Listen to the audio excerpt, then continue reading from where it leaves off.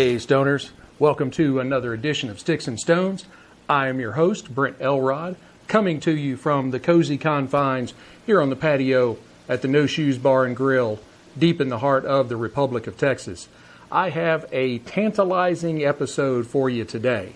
I am pairing a Pappy Van Winkle Family Reserve barrel fermented with Belle Meade straight bourbon.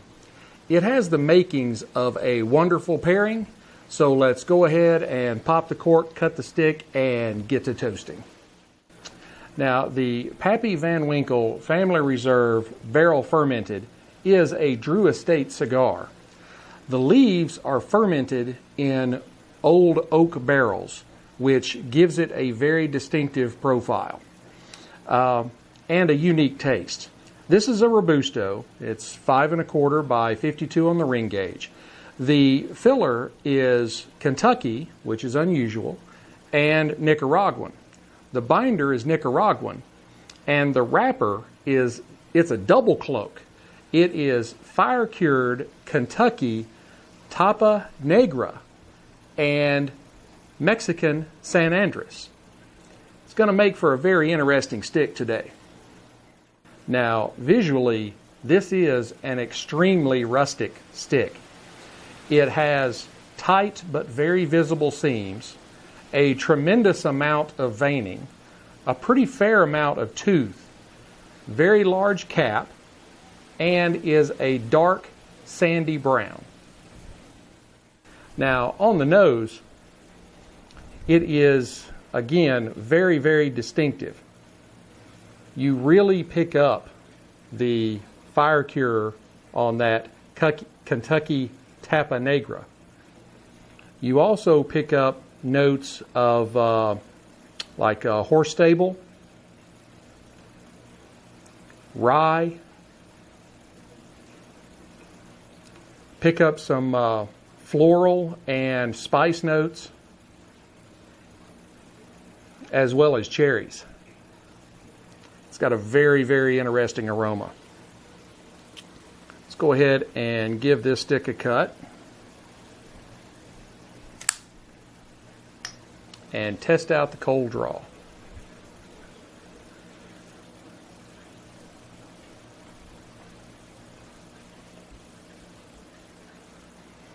Now, it has a very kind of oily cold draw to it. I pick up notes of cedar, oak, vanilla, and some cinnamon.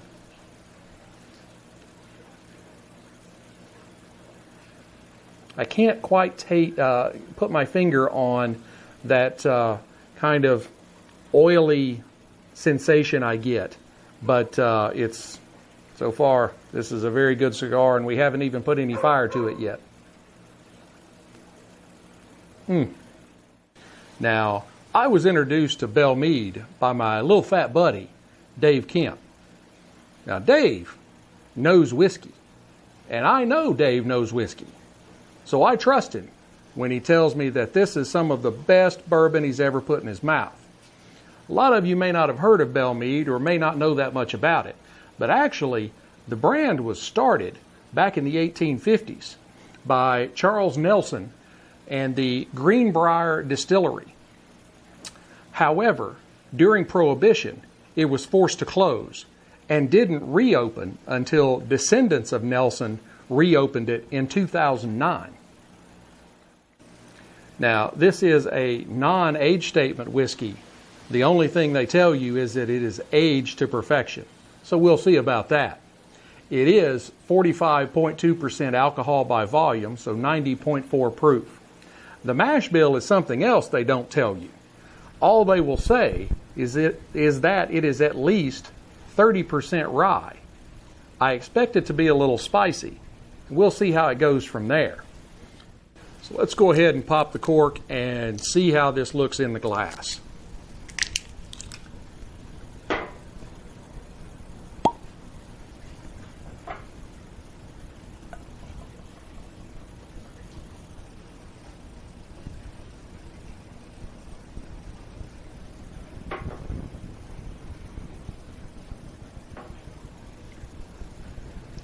As you can see, if you're watching the video, this is a beautiful medium gold, and it looks like it has very strong legs, very good cling to the glass. Now on the nose,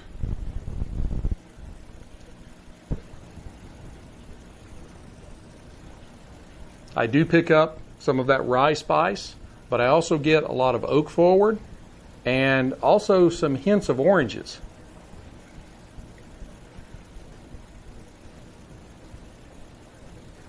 And I'm also picking up some faint notes of like almonds or cashews. Let's go ahead and give it a taste.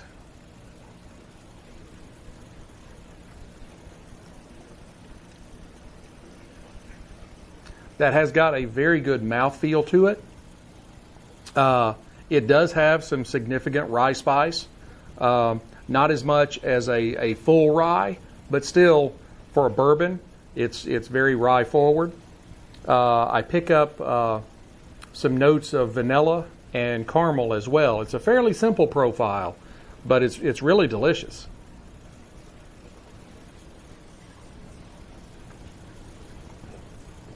That's very good. Let's go ahead and toast our stick and see how these go together.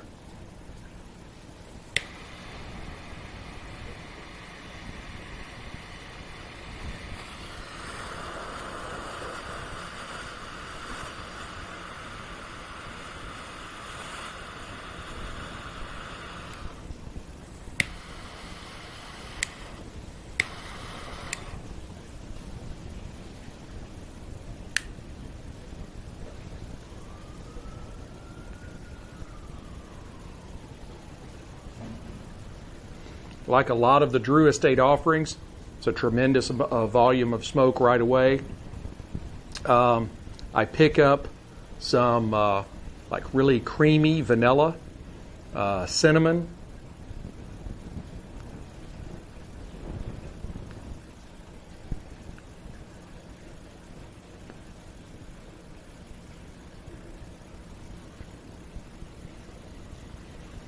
graham crackers,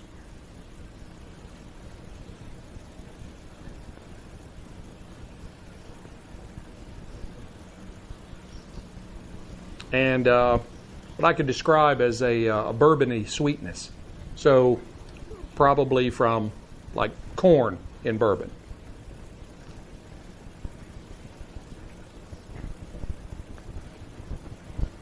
I am just very amazed at the volume of smoke that is coming off of this stick.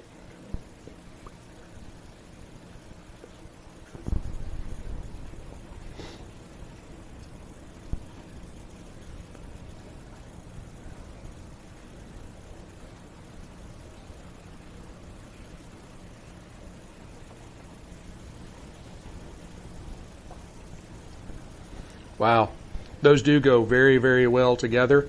As I said, on the nose of the stick, I was picking up a little bit of rye, so it does marry together very well with the Belle Meade. That's a high rye mash bill.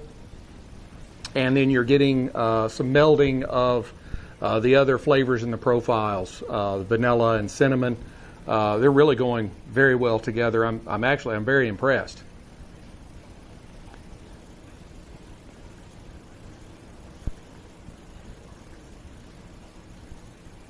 Wow.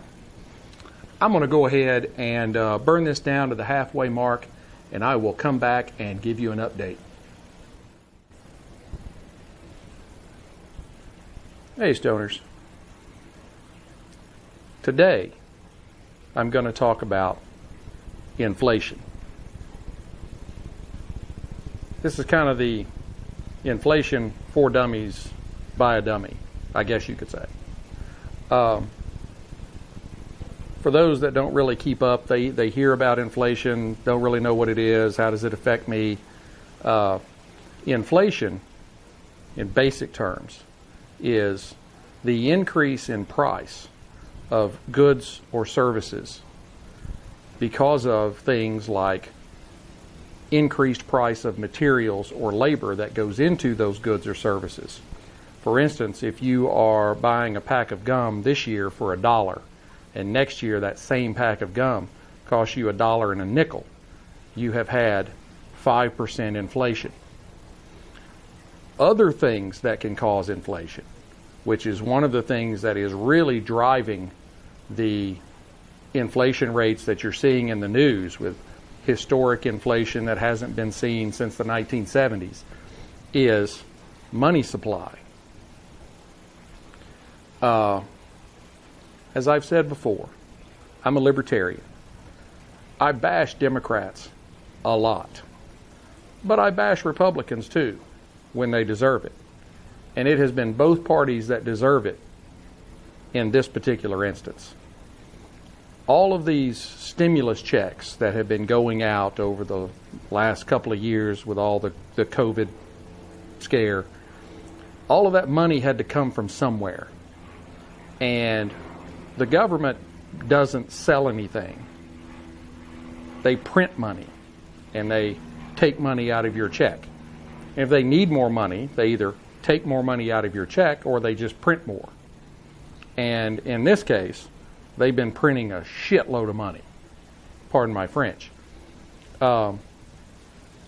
The printing presses at the various mints, whatever you want to call them, around the country have been running 24 hours a day, 7 days a week for several years. And people that I know that know people in these places where they print the money have been saying these people are turning down overtime because they're so overworked from printing so much money. Well, when you continue to flood the market with money, that dilutes down the value of that money. So it takes more of those dollars to buy something. And that's a lot of what's been happening here over the last couple of years. One of the reasons why you're seeing, well, gas just this week, it's $4.15 for regular unleaded to fill up my Jeep Gladiator. That's a V6, gets okay gas mileage, and it only holds 18 gallons. But it took $75 to do it. 18 months ago, I could fill it up from almost completely empty for like $35. We've got to get the monetary policy under control. The government has got to learn to live within its means. They have got to stop spending money we don't have, and especially printing money to send overseas to people that hate us. Why should we be giving people that hate us money? Why not keep that money here? Because if you send it overseas, it's not going to benefit anybody here. It's going to benefit those people over there. We're not the world's savior. There's only one person that is that, and it's not the president. It's not the United States. Spending is out of control. Money printing is out of control. Washington, D.C. is out of control. And we have to get together and do something about it. That's my take for today.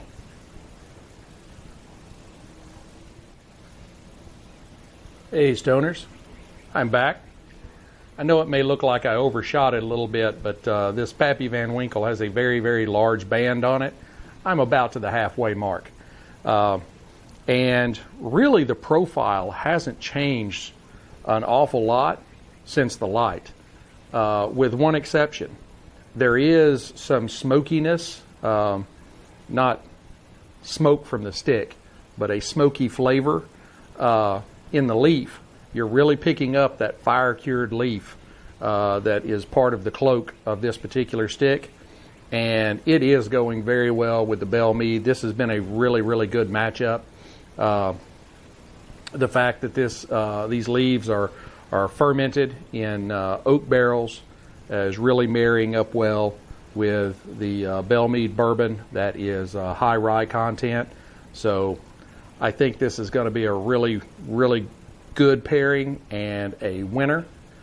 I'm going to go ahead and burn it the rest of the way down, and then I will come back and give you my final thoughts.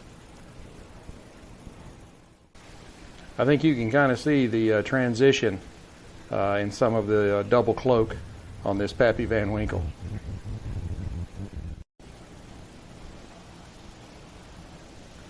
Hey Stoners, I am back.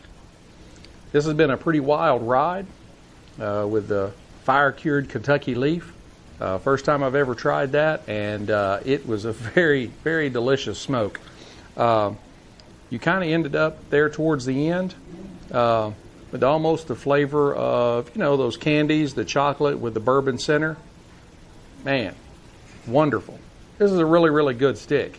Would I place it in my top 10? I don't know, probably not. It'd probably be close. But a very, very good stick nonetheless. And as you can tell, we are down well past the band. And the glass is empty. The Belle Meade was a really, really good bourbon. I really enjoyed it. I probably didn't enjoy it quite as much as my buddy Dave does, but still, you can't go wrong. I mean, it's a very good spirit, and these went very well together. I am changing this week to a 100-point system as opposed to my old 5-point system. I just feel like I can be a little more precise with a lot more numbers to work with. So we're going to launch that this week with this pairing.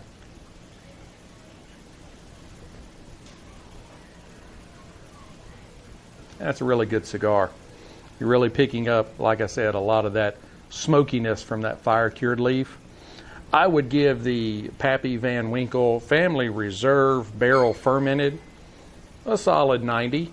I think it would just skim into the top 10% of sticks I've tried. Like I said, it's very good. If you have the opportunity to smoke one of these, you should definitely try it. It's different, and it is not overwhelming, overpowering in any way. It's just a very good, solid smoke. Really what you would expect from Drew Estate. I mean, they produce some wonderful sticks. The Belle Meade, again, the first time I'd ever tried it, it's a very good spirit. I tend to more fall in the corn and wheat whiskeys as opposed to the rye. I do like rye, but it's a little more spicy for me. I prefer the sweetness of corn. And of course, you know, I love Maker's Mark and Weller, which are wheat whiskeys. But I would give the Belle Meade an 85. It's a very good whiskey, and you should definitely give it a try. I hope you enjoyed this pairing as much as I have enjoyed bringing it to you. If you did, hit the like, subscribe, notification buttons at the bottom, all those things to let everybody know that you liked it, and helps me know that you like it. As I said, my buddy Dave had recommended Belle Meade to me. If you have a particular stick you would like to see me pair, or a particular spirit, or if you are an upstart cigar company or a craft distillery that you would like to see your product on one of my shows, feel free to DM me. I am on Instagram, I am on Rumble, I am on Getter, I'm on Facebook. You can find me pretty much anywhere. Send me a direct message, and I would be happy to work out something with you as far as putting together a pairing for your stick or your spirit, or if you would just like me to see, if you would like me to pair something for you, be happy to do it. Continue to show us the love. Until we get to be together again, keep your sticks dry, your stones cold. Have a great day.